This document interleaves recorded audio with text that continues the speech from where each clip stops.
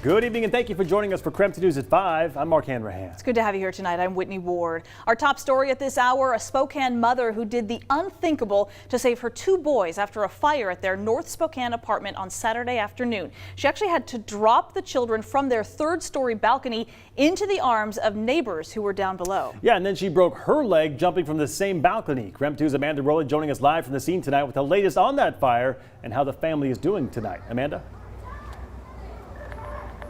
Linda Jean Jewett and her two sons lived in this apartment on the third floor.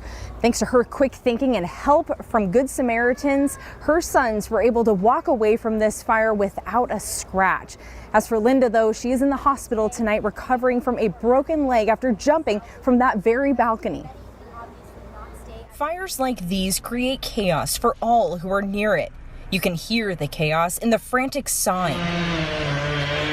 You can hear it in the water spraying and in the help that's on the way. I heard sirens. I heard a lot of sirens. At times, you can even feel the chaos. Take Amanda Hunt's word for it. She was there too. You could feel the heat from over there by the tree. Amid the chaos, though, what surprised both Amanda and Sonia Pina was the silence.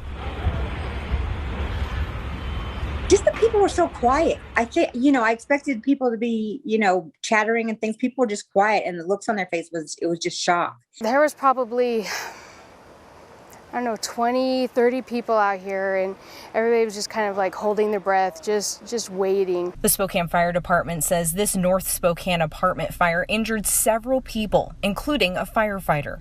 That Saturday afternoon, Linda Jean Jewett dropped her two young boys into the arms of a few Good Samaritans from her third-story balcony. She jumped and broke her leg. The boys are expected to be okay.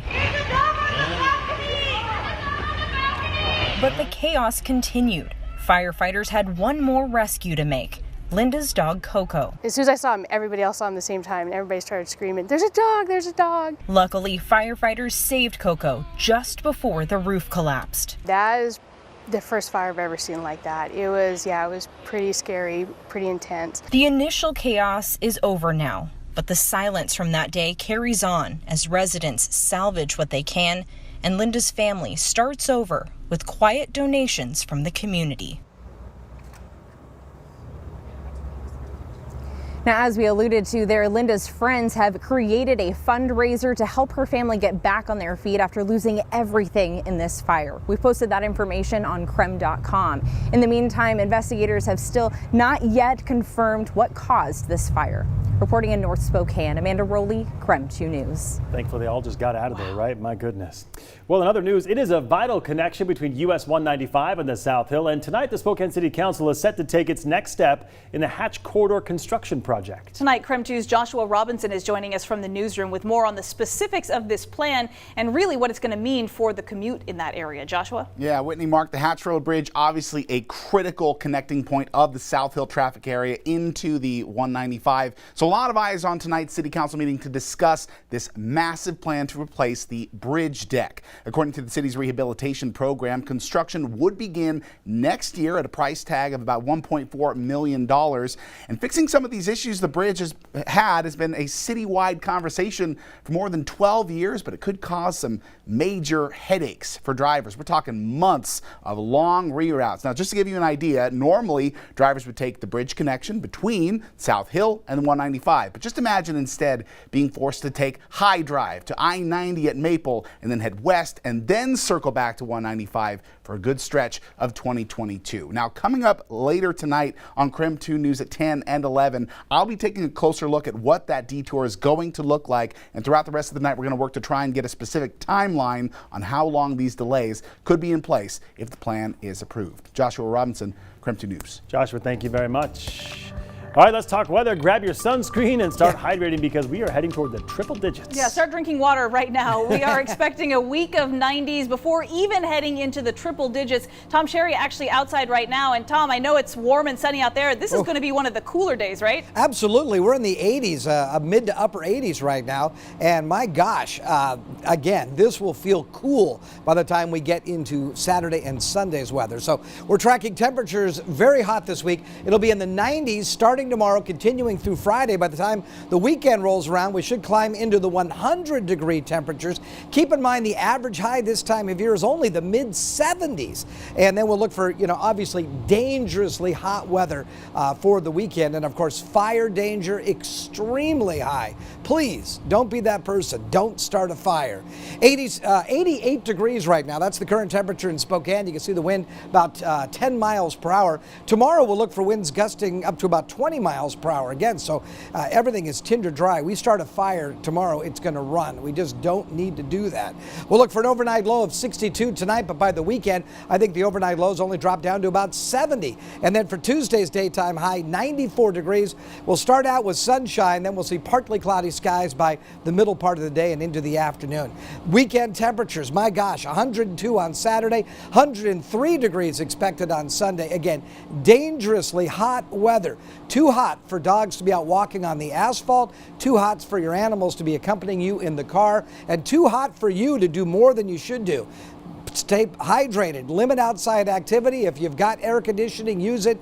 And if you've got neighbors and friends with air conditioning and everybody's vaccinated, go over and knock on the door and say, I'd like to cool down a little bit. Really, what I'm trying to say is you need to be super smart this week and especially this weekend. Looks like this may continue. I'll have your 7-day forecast coming up in a few minutes. Looks like we'll be sleeping in our basement, Tom. Yes. Thank you very much. Well, the Supreme Court ruled unanimously today against the NCAA in a case that involved compensation related to education. Brenna Green joining us live in the studio here tonight to break down what this means and doesn't mean for our local NCAA athletes. Brenna.